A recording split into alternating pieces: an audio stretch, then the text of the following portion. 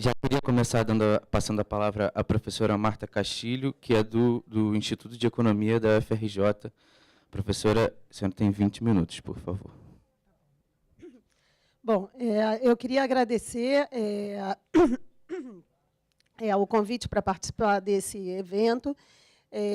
Infelizmente, eu não pude participar porque a gente está em plena disputa sindical na UFRJ e é um momento um pouco delicado, mas é ótimo também ter a oportunidade de discutir esses assuntos em fóruns que vão além da academia e que têm uma percepção mais crítica sobre esse movimento que tem ocorrido nos últimos anos no sentido mais liberal, né? A minha intervenção vai ser sobre a presença chinesa na América Latina, né, numa tentativa de mostrar o caráter, às vezes, ambíguo ou contraditório dessas relações, não só comerciais, ainda que essa vá ser a ênfase da minha apresentação, mas também no que diz respeito a outras dimensões, como investimento direto, outras parcerias e algumas iniciativas que envolvem outros temas, né? Eu vou, então, me focar na questão de comércio exterior, mas muito numa ótica ligada à produção. Tá? Eu trabalho muito com comércio e indústria, e isso explica o enfoque que a gente tem. Então, de novo, eu foco na China, mas algumas questões elas podem ser pensadas também para o conjunto dos BRICS. Então, acho que vai se articular bem com a apresentação que vem depois. Bom, eu também tenho, talvez, o mau hábito de usar muitos dados, vou tentar não massacrá-los com isso, mas eu gostaria de caracterizar bem.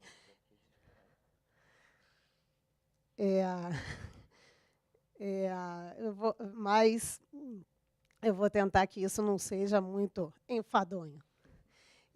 Bom, o que a gente vê por aqui é uma tentativa de mostrar que existe uma mudança na composição geográfica do comércio exterior da América Latina, né? A linhazinha vermelha, ela mostra... Aqui eu estou trabalhando com 19 países da América Latina, eu não uso Caribe, são 19 países que vão do México à Terra do Fogo. Então, o que a gente vê é que, de 90 para 2013, tem uma mudança no sentido de uma perda de importância dos parceiros tradicionais da América Latina, e aqui a gente pensa, sobretudo, nos Estados Unidos e os países europeus, e, por outro lado, um crescimento forte do intercâmbio com a China e também alguma intensificação do comércio intrarregional. Tá? Essa importância da China, ela é ainda mais acentuada se a gente comparar com a importância da China no mundo, né? Então, assim, aqui é uma tentativa de comparar o peso da China nas exportações e importações mundiais, as duas primeiras colunas, e aí a gente vê que tem um crescimento claro, isso é de conhecimento geral, mas esse crescimento é ainda mais forte, mais intenso, quando nós olhamos as exportações e importações da América Latina. Ou seja, a China se tornou hoje, desculpe, eu não conseguia os dados para o último ano, lá de 2013, para o mundo, mas tenho para a América Latina, mas a gente vê que hoje a China é mais importante para a América Latina como destino ou como origem dos bens do que ela é para o resto do mundo, né?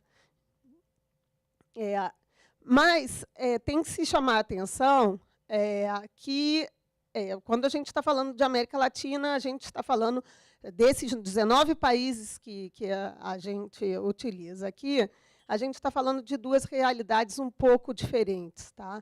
Aqui eu vou dividir em América Central, a América Central aqui definida como quando eu aprendi na escola, quando o México ainda não fazia parte de América do Norte, tá? Ou seja, a gente tem América do Sul, basicamente, e América Central mais México. O que acontece? Se a gente vê as duas linhas que estão nos extremos, a de cima, verde clara, são as exportações da América do Sul, a abóbora lá embaixo são as importações da América do Sul, né? Tem um crescimento muito forte, não só o valor é muito grande, bem maior do que aquele observado para a América Central, mas também uma intensificação também maior, né? Que resulta, e aí nas barrinhas vermelhas, num saldo comercial não tão desfavorável para a América do Sul. Tá? Ou seja, a gente consegue aumentar as exportações para a China ao mesmo tempo, e isso compensa quase que...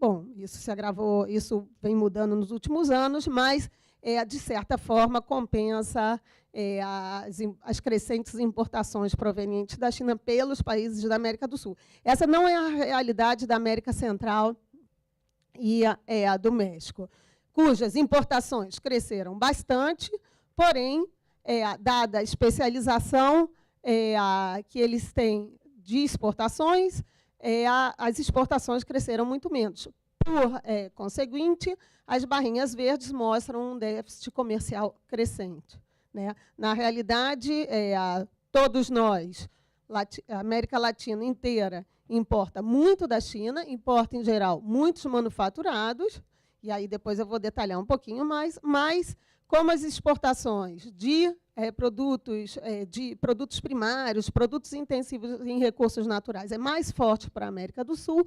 tendo a China esse grande apetite por esse tipo de produtos, os países da América do Sul, de alguma forma, conseguiram se beneficiar mais do que os países de América Central e México desse ciclo de crescimento chinês e mundial, né?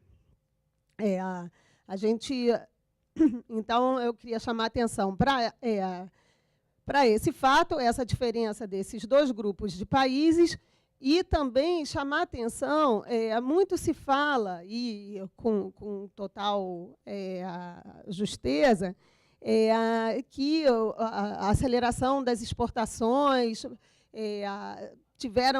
tem o seu início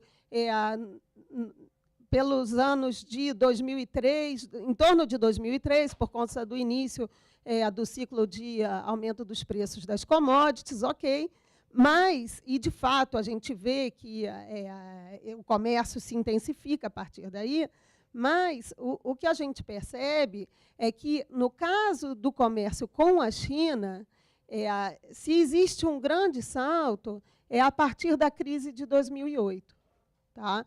Então, a gente vê, eu coloquei umas setinhas azuis ali, para mostrar justamente que as curvas mudam de inclinação, o que mostra assim, uma intensificação tanto do lado das exportações quanto do lado das importações. No caso do Brasil, que a gente conhece melhor, quando a gente pega assim, a participação da China nas exportações ou importações brasileiras, você tem saltos anuais assim, de 2008 para 2009, depois de 2009 para 2010, e não para, que são muito importantes.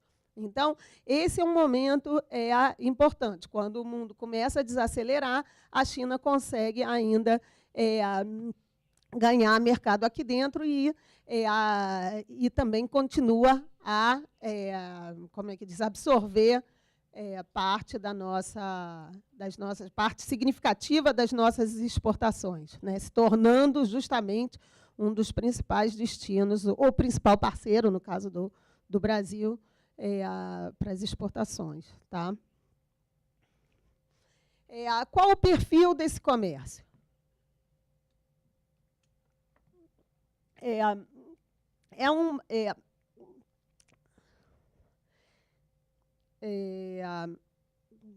Acho que eu vou começar por aqui, por essa tabelinha, que não está muito atualizado, me desculpem, é de 2010, mas assim, as tendências, na realidade, elas se acentuaram. Tá? Então, a história que eu posso contar aqui, ela, a partir desses dados, ela continua a mesma. E qual é essa história? Essa história é que, se a gente vê ali as primeiras duas colunas, é a estrutura de exportações da América Latina para a China e para o total, né? E as outras 3 colunas são as importações da América Latina, de China, total e intrarregional, né? A própria América Latina. O que a gente pode ver daí? Eu coloquei as setinhas para chamar a atenção. Do lado das exportações, elas são muito concentradas em ou produtos alimentares ou produtos minerais, enquanto e é sempre interessante comparar com o total das nossas exportações, ainda que produtos alimentares sejam relevantes, tem diversos outros produtos que não aparecem na pauta chinesa. Tá? Do lado das importações, as importações provenientes da China, do lado das importações, as importações da América Latina, assim como as brasileiras, são menos heterogêneas segundo as origens. Mas, no caso da China, o perfil das importações provenientes da China são muito de produtos, são, sobretudo, produtos manufaturados, e tanto os produtos mais tradicionais, como a indústria têxtil, quanto produtos mais elaborados, que, aliás, vêm ganhando peso, como eletrônicos e máquinas e equipamentos. Isso, então, se nós olharmos esse perfil de comércio, na realidade, a relação América Latina-China, ela tem 2 características que estão marcadas ali embaixo. Primeiro, seria um comércio do tipo norte-sul, e existe uma grande concentração, sobretudo pelo lado das exportações. Esse mesmo quadro apareceria nessa outra apresentação, em que, na realidade, a gente classifica os produtos por conteúdo tecnológico, por intensidade, por sofisticação tecnológica. Né? Esse é um retrato de 2009, e, na realidade, a gente vê, por exemplo, a terceira coluna, onde, quando a gente vê 74% ali, aquilo está dizendo que 74% das importações chinesas provenientes da América Latina, ou das nossas exportações para lá, de quê? De commodities primárias. E aí isso é diferente do que a China importa do resto do mundo, e, mais ainda, muito diferente da estrutura de exportações chinesas. Tá? Aqui eu nem estou entrando no mérito da evolução e da crescente sofisticação da pauta de exportações chinesas.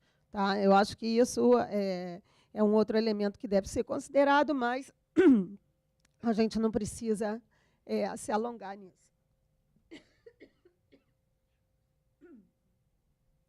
Existe alguma diferença, evidentemente, entre os países latino-americanos, mas eu acho que eu não vou entrar nessa seara, senão eu roubo o almoço de vocês. Então, esse comércio ele se caracteriza, então, por um lado, por exportações muito concentradas de produtos com baixa sofisticação, baseados em recursos naturais.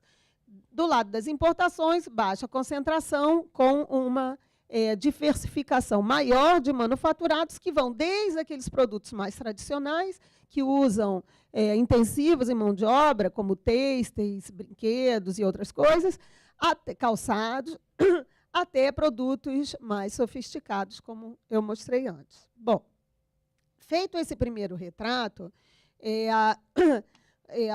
a gente tem tentado fazer uma reflexão. Aqui, em alguns momentos, e eu coloco a referência no final, eu me baseio num estudo do qual eu participei, que foi um estudo preparado para a rede Mercosul, a atual rede sul-americana de economia aplicada,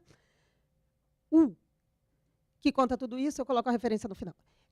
Então, o que é relevante, a meu ver? Na realidade, existe uma dupla dimensão da presença comercial da China aqui na América Latina. Né? Por um lado, ela é grande importadora de produtos primários, isso gerou efeitos positivos para os países, sobretudo para aqueles exportadores de produtos intensivos em recursos naturais, com ganhos evidentes no período que foi do início dos anos 2000 até 2013, mais ou menos. Né? Mas isso contribuiu, sim, para uma redução da vulnerabilidade externa e deu um outro fôlego para essas economias, ou seja, a contribuição do crescimento chinês via importação desses absorção dos produtos vendidos por esses países foi positivo sobre renda e, de alguma forma, sobre o consumo desses países. É claro que a questão que se coloca é como que esse período de bonança foi aproveitado. Tá? Mas aqui também já tem uma diferença, a gente volta a ver que os efeitos são diferenciados segundo os dois grupos de países, a América Central estendida e a América do Sul. Tá? Por outro lado, do lado das exportações de manufaturas, né, que a China é uma grande exportadora, a gente pode identificar, eu acho que, 3 efeitos, ou pensar em 3 pontos. Primeiro, a China ela compete com os produtos latino-americanos em terceiros mercados. Tá? Esses terceiros mercados vão desde os parceiros tradicionais, notadamente Estados Unidos, onde a gente encontra onde existe já uma série de estudos que mostram esse deslocamento que a China teve, que a China exerceu sobre as exportações dos países da América Latina, mas, sobretudo, aqui no mercado latino-americano, no mercado regional. Tá? Esse seria o item B. O item A é que os países também, e os países também sentem uma competição de deslocamento da própria produção nacional. Né? Esses 2 efeitos, é claro, se, por um lado, a gente estava olhando os efeitos positivos, aqui a gente está vendo esses efeitos de competição, que são, de certa maneira, uma ameaça para aqueles países, uma ameaça para os países latino-americanos, mas quais? Sobretudo aqueles que têm uma estrutura industrial mais ampliada. Tá? Isso daqui é uma brincadeira para mostrar justamente, e aí eu faço referência a esse primeiro item. Aqui no Brasil, em particular, a gente discute muito a questão da reprimarização da pauta de exportações, e aí a gente fez uma simulaçãozinha do que seria a reprimarização da pauta se a China fosse retirada do mundo. Né? E aí, evidentemente, dado que a nossa pauta para eles é muito concentrada em soja e minério, tá? Que hoje representariam 14% das exportações totais brasileiras, aí esse fenômeno da reprimarização seria mais fraco, né, mais débil. A gente fez eu acho que, assim, durante os anos 2000, a primeira preocupação foi com a perda de mercados nos parceiros tradicionais. Né? Tem muita coisa sobre perda de mercado dos países latino-americanos nos Estados Unidos, até porque isso para o México foi muito forte. Foi também para o Brasil, mas para o México esse foi o principal efeito do crescimento chinês. Então, se tem muita coisa já escrita. E aí, de um tempo tempo para cá, assim, de meados dos anos 2000 para cá, começou a se pensar um pouco qual seria o efeito da América, da entrada da China na América Latina. E aí, a gente, nesse livrinho da Rede Mercosul, justamente, a gente fez umas simulaçõezinhas de ganhos e perdas. O que, assim, os países, a gente pegou esses 4 países, Brasil, Argentina, México e Uruguai, e pensou, olha, ganhamos ou perdemos mercados entre 2000 e 2009 na América Latina. Tá? Qual parte dessa perda pode ser atribuída à China? Sem entrar no detalhe, eu vou chamar a atenção pelo seguinte: a China foi a principal, foi o principal país a ocasionar perdas, né? Ou seja, para os 4 países, as perdas podem ser atribuídas ao crescimento da presença chinesa aqui, tá? E aí, creiam-me, os principais setores são esses que eu coloco aqui: informática e máquinas e equipamentos. Isso, para o Brasil e para o México, que são os países com maior a estrutura industrial, é muito importante, né? Então, bom, já vou ter que pular várias coisas que eu tinha colocado aqui, mas eu acho que a mensagem, de certa forma, está dada. Essa relação com a China, ela tem efeitos diferenciados segundo os países e tem efeitos, como é que eu posso dizer, que podem ser ambíguos ou contraditórios. Tá? E que, então, é desejável que se reflita, né, que a relação que as relações com a China elas sejam pensadas de forma a minimizar essas perdas, ainda que isso concerna mais os países com maior estrutura industrial, mas que isso tem que ser levado em conta. O Brasil, em particular, vem sentindo muito a entrada da China agora, num período de menor crescimento da economia doméstica e também de crescimento mundial. O Brasil tem sentido muitos impactos. A indústria nacional tem sentido muito, no período mais recente, essa presença chinesa, né? Então, para pensar,